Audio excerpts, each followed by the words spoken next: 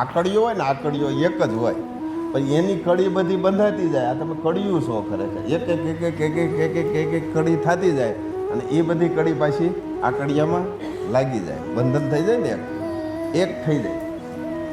એટલે આપણી સંઘનિષ્ઠાથી એવી કડી જોડો.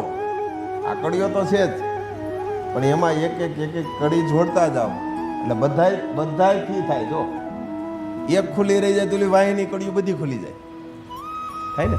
એટલે બધી કડી જોડાતી જાય, ધીરે ધીરે ધીરે ધીરે એક સાંકળ થઈ જાય ને એ સાંકળ ક્યાં આકડિયા સાથે લાગી ગઈ.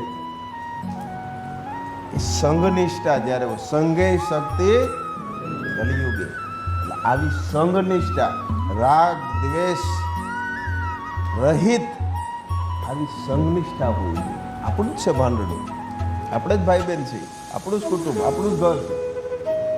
પછી કોઈ પણ કંઈ આવવું જોઈએ નહીં. કોઈ પણ એમાં પ્રશ્ન આમાં જવાબ આવી જાય, મારું જ છે. બધા આનંદથી ઘરની અંદર રહેતા હોય, કોઈને કાંઈ હોય ઘરનું જ છે. એમ એ વિશાળતા આમાં હજી વિશાળતા રાખો. આપણું ઘર છે, ધામ કોનું?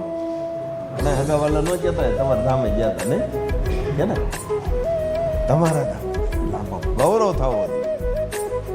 આવું મોટું આપણું હે આનંદ થવો. આપણને એક આમ શાબાશી આપે, કેમ હિલ ચડતા હોય ને આમ મેં બોર્ડ માર્યું શાબાશ શાબાશ, અને બીજી કંઈક શબ્દ લગાડ્યું હોય શાબાશ. આ એક શાબાશી છે, આનંદની વાત છે. મારું ધામ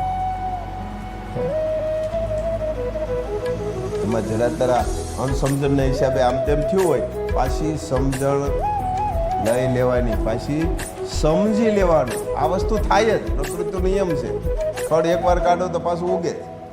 પણ અણસમજણમાં અણસમજણ થઈ હોય તે અણસમજણને પાછી દૂર કરી લેવી, એ અણસમજણને મોટી કરવી નહીં. કીધું હોય કાંઈ, સમજાણું હોય પણ બીજું, અને પાછું ત્રીજું જો ઊભું કરીએ તેનું પરિણામ ગલત આવે. હા, ઘણી વખત ન સમજાણું હોય તો પાછી એની સમજણ લઈ લેવાની. આપણે અરે થાય એકાબીજાને પૂછી લે, આ વસ્તુ આમ વાત થઈ હતી પણ મને આમ સમજાણું, શું છે એ જેને સમજાણું એ કે ના આમ હતું, હા રેડી. પણ આપણે લઈએ જ નહીં તો કુટુંબ વ્યવસ્થા તૂટે, કડી તૂટે, ખુલ્લી થઈ ગઈ કડી. અને આ મન જ કરે ને, મન કરે. હા, એટલે બીજા પાસે મળીને વાતને પૂછાય, કેમ થયું આ વસ્તુ, મને આમ સમજાણી, આમ વાત થઈ હતી તો હકીકત શું છે, તો તરત કહે ના એ આમની આમ હતું, હા બરોબર થઈ ગયું રેડી. પણ પૂછી નહીં તો કોની ખામી? પૂછી લ્યો. હા, ઓલી આમ ન કર્યું, ઓલે આમ ન કર્યું, ઓલું આમ થઈ ગયું, એ વાત જ નહીં. સમજાઈ ગયું હોય તો એને થોડુંક વાગોળો.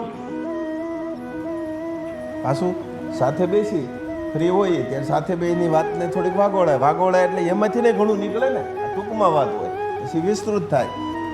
એટલે ઈર્ષાનો ભાવ, અદેખાની ભાવ, ઓલું આમ બધું નીકળી જાય, એકદમ હળવા ફૂલ જેવા થઈ જાય. ખોટો વજન નીકળી જાય. આ ખોટો વજન જ નુકસાન છે ને.